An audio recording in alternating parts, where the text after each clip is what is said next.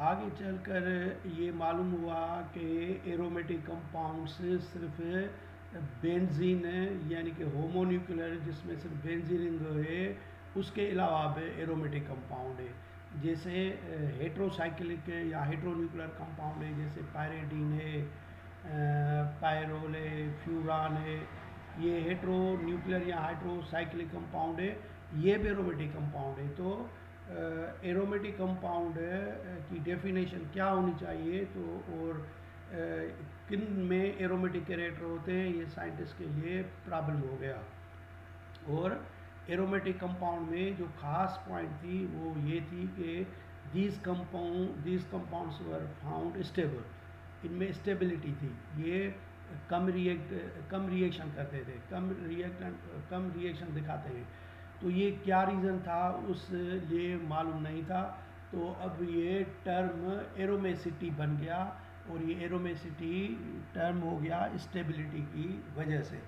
तो साइंटिस्ट एक है हुक्ल, इसने 1913 में एरोमेटिसिटी यानी कि किन कंपाउंड में एरोमेटिक कैरेक्टर हो सकते हैं, चाहे होमोन्यूक्लियर हैं या हेट्रोन्यूक्लियर हैं, जिनको हम एरेंस बोल देंगे, तो उनके लिए उसने कुछ रूल्स बनाए हैं।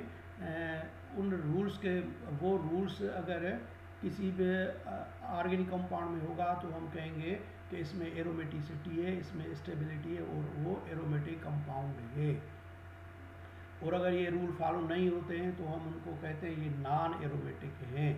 और कुछ रूल फॉलो हो, कुछ रूल फॉलो न हो, तो हम उनको कहते हैं एंटी एरोमेटिक कहते हैं। तो पहले तो हम एरोमेटिक कंपाउंड के लिए हुक्ल के जो रूल है वो देखेंगे।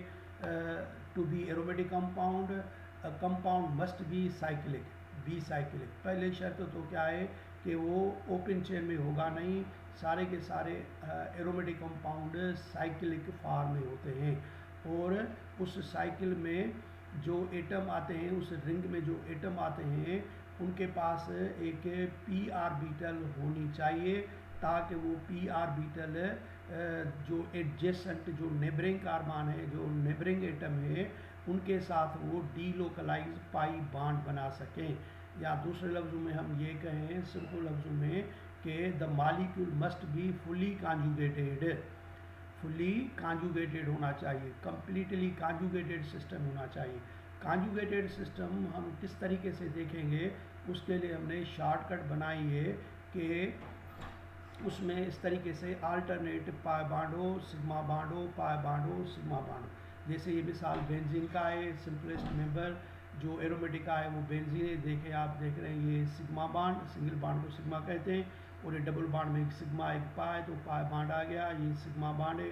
फिर डबल बॉन्ड सिग्मा और पाई बॉन्ड, सिग्मा पाई बॉन्ड। तो अल्टरनेट ये पाई सिग्मा पाई सिग्मा, या ये भी पॉसिबल है कि एक पाई बॉन्ड हो और फिर सिग्मा बॉन्ड हो, या फिर लोन पेयर ऑफ इलेक्ट्रॉन हो। जैसे अब आप देख रहे हैं कि पाई बॉन्ड, सिग्मा बॉन्ड, और फिर ये लोन पेयर ऑफ इलेक्ट्रॉन है।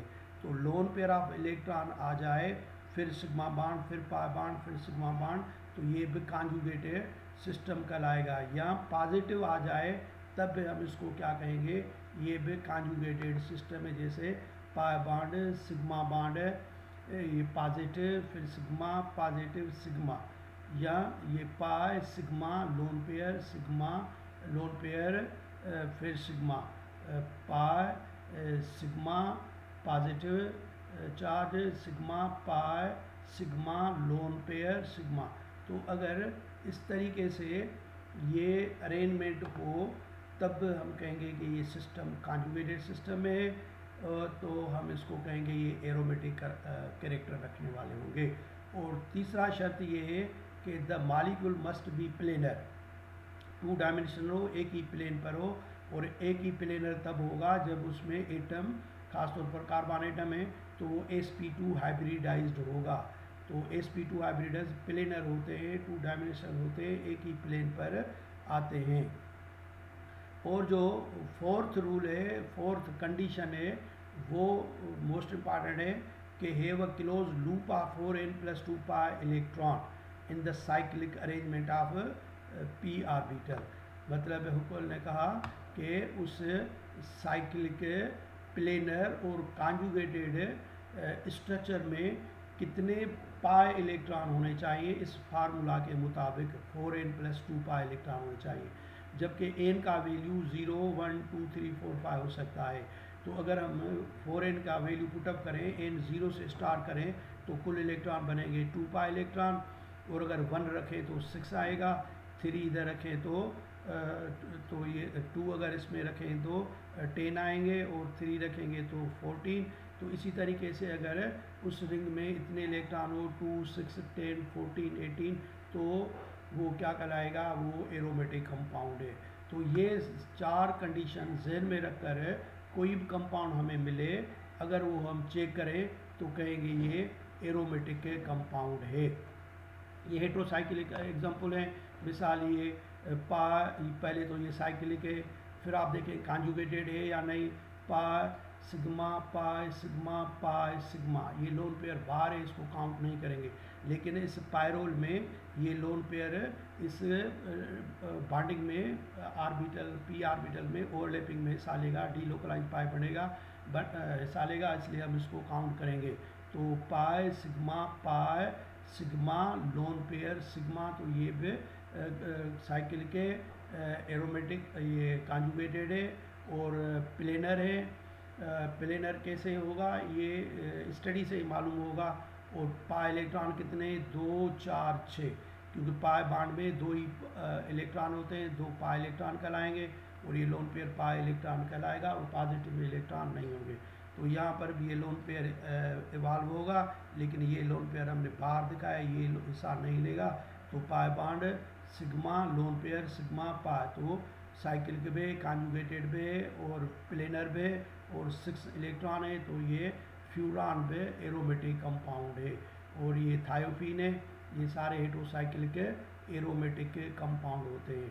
और ये भी सारे एग्जांपल कंडीशन जो है वो ओबे करते हैं कि साइक्लिक में कॉन्जुगेटेड फॉर्म में है और प्लेनर है, और इनके पास 4n+2 पाई के मुताबिक है, तो ये भी एरोमेटिक कंपाउंड है। और जिसे हमने कहा एंटी एरोमेटिक में क्या होता है कि वो साइक्लिक भी होते हैं, कम्प्लीटली कॉन्जुगेटेड भी होते हैं, प्लेनर भी होते हैं, लेकिन जो पाई इलेक्ट्रॉन होते हैं वो 4n पाई इलेक्ट्रॉन के बराबर होते हैं, 4n पाई। और इधर n का वैल्यू 1 से शुरू होगा, जबकि हुकल रूल में हमने कितने बताए थे, 4n+2 पाई इलेक्ट्रॉन थे, यहाँ पर 2 नहीं है, और n 0 नहीं होगा, n 1 से शुरू होगा। तो ये जो मिसाल है साइक्लोब्यूटाडाइन साइक्लिक में आप देख रहे हैं कि ये डबल बॉन्ड है, फिर सिंगल बॉन्ड है, यानी कि पाई bond sigma bond pi sigma. तो ये कॉन्जुगेटेड पे प्लेनर पे, लेकिन इसके पास 4 पाई इलेक्ट्रॉन 4n+2 के मुताबिक इलेक्ट्रॉन नहीं, यहाँ पर 4 आते हैं इलेक्ट्रॉन, 2। तो इसको हम बोलते हैं एंटी एरोमेटिक कहलाएंगे। ये हाईली अनस्टेबल कंपाउंड होते हैं, बिल्कुल स्टेबल नहीं होते, इसलिए इनमें कोई भी एरोमेटिक कैरेक्टर नहीं होगा। और बाकी तो जो तीसरा क्लास हम कह सकते हैं नॉन एरोमेटिक है। तो नॉन एरोमेटिक जो हमने पढ़े थे सारे एलिफेटिक क्या है, वो नॉन एरोमेटिक है, जैसे ये सारे कंपाउंड किसके नॉन एरोमेटिक कंपाउंड के एग्जाम्पल हैं।